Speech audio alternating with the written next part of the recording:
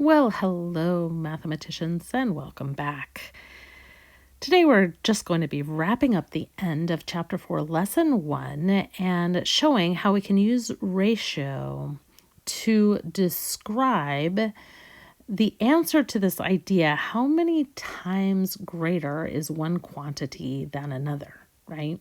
And how ratio can help you in figuring this out and kind of assigning meaning. Well, you have in front of you our first example, which is the height of a giraffe and the height of a horse, which are compared in this comparison model. And you see in the dark orange model that the height of the giraffe is 6 units and the height of the horse is 3 units.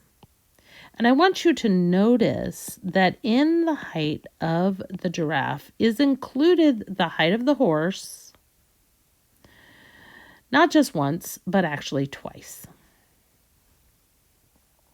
And we can write these ratios in a few different ways, some of which include giraffe to horse, right, which would be 6:3, or horse to giraffe, which would be 3:6.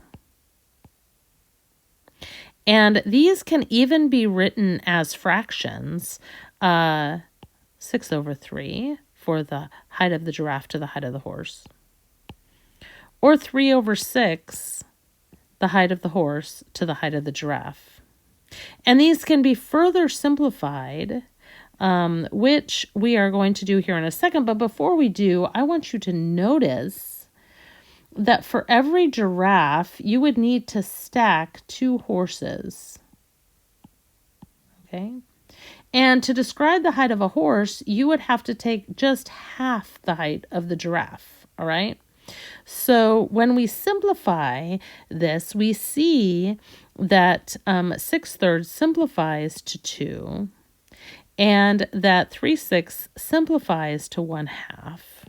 All right? So there's something going on here between the ratio, the fraction, and the description of the height of these animals as compared to one another that are similar.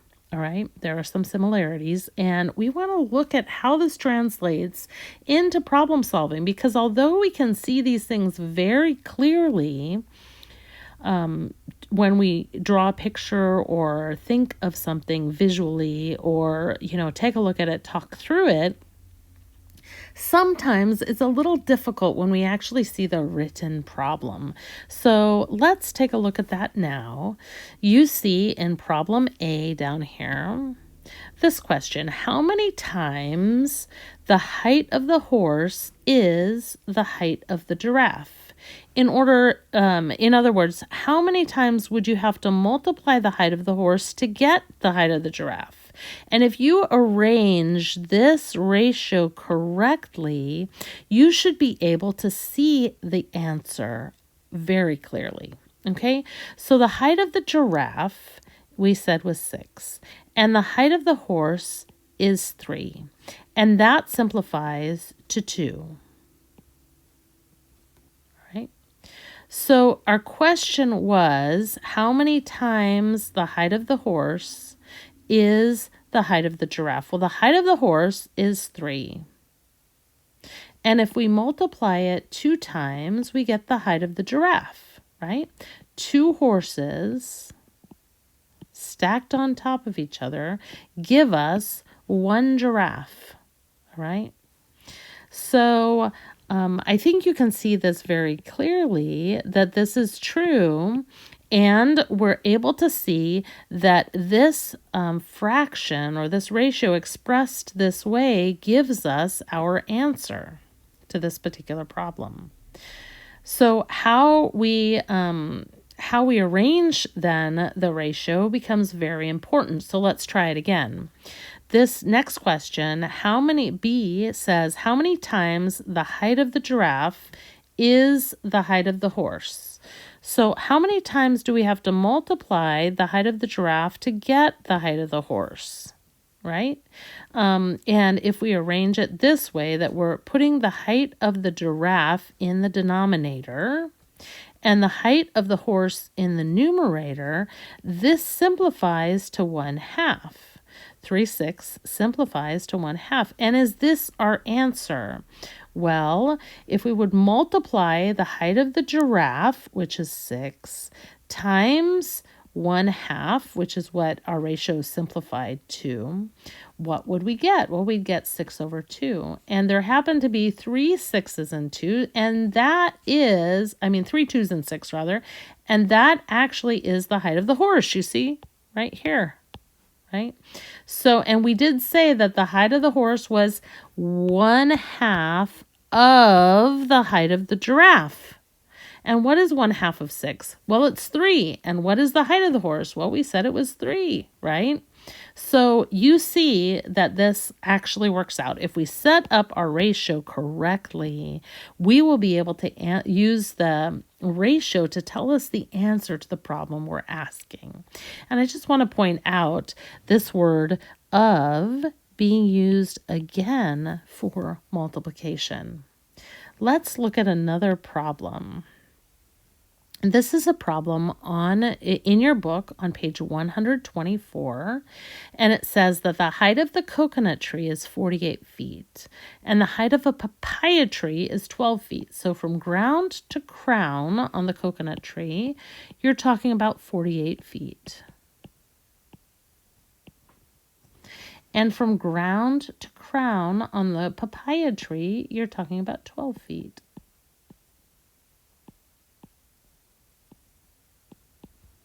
Right? And you can see, and you know this by math, that there's a relationship between 48 and 12. So if I did a bar model of 48, and I subdivided it, each of these, if this is 48, each of these units would be 12, right? So there's a relationship between these two numbers, 48 and 12.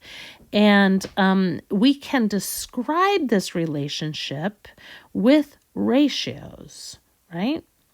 The ratio of coconut to papaya is 48 to 12. And that can be written in a fraction that looks like this. And the relationship of papaya to coconut is 12 to 48, which can be written in a fraction like this. All right. And these fractions can describe relationships. And when we simplify them, we will see that. All right. So here's what I want you to do. I want you to turn in your textbook to page 124. And I want you to look at it, pause this video, and do your best to answer problem A and problem B. When you get done, unpause the video and we'll talk about it.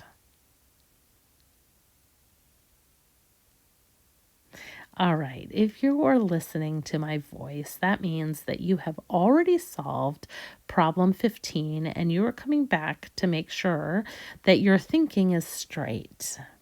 And so this is what we're going to do now. This problem says, how many times the height of the papaya tree is the height of the coconut tree? So if we take the height of the papaya tree, which is 12, what do we have to multiply it by to get to the height of the coconut tree, which is 48? And my contention is that our ratio is going to answer that question, right? Just writing the ratio as a fraction and then simplifying. If we divide both numerator and denominator by 12, then we get 48 divided by 12 is 4, and 12 divided by 12 is 1, and that simplifies to 4. I'm saying we get our answer. So is that true? If we multiply the height of the papaya tree, 12, by 4, does that give us the height of the coconut tree? Yes, it does. 12 times 4 is 48, so that checks out. And the height of the coconut tree is 4 times the height of the papaya tree. And so that checks out. Our ratio helped us solve, our ratio written in the form of a fraction, helped us solve our problem. It actually gave us the answer to our problem. Well, does it work out for B as well? How many times the height of the coconut tree is the height of the papaya tree? How many times do you have to multiply the height of the coconut tree to get the height of the papaya tree? Well, the height of the coconut tree is 48 feet, and the height of the papaya tree is 12 feet. And if we divide 12 by 12, we get 1. And if we divide 48 by 12, we get 4, right? So my contention is that the height of the papaya tree is 1/4 the height of the coconut tree. Is it true? Is 1/4 of 48 the height of the papaya tree? Well, if we multiply across, we get 48/4. And when we simplify that, we get 12, which happened to be the height of the papaya tree, right? So you see that setting up this ratio or fraction correctly gave us the answer. 1/4, the height of the papaya tree is 1/4 times the height of the coconut tree. 1/4 times the height of the coconut tree. All right. And if you don't believe me on this simplification here, that 4 goes into 48 12 times, let's just go ahead and do the division. There are 10 4s in 48, and 10 times 4 is 40. I'm going to subtract. That leaves me with 8.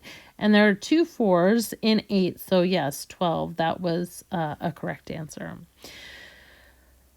Well, I hope that this kind of clarifies how to read these problems, and that if you arrange them in a correct ratio, that you're able to use the fraction you get out of that ratio to give you the answer to your problem. And you can check it by plugging in that answer with the known quantities and finding out if it checks out. So that's all I've got for you today. I'll see you again soon.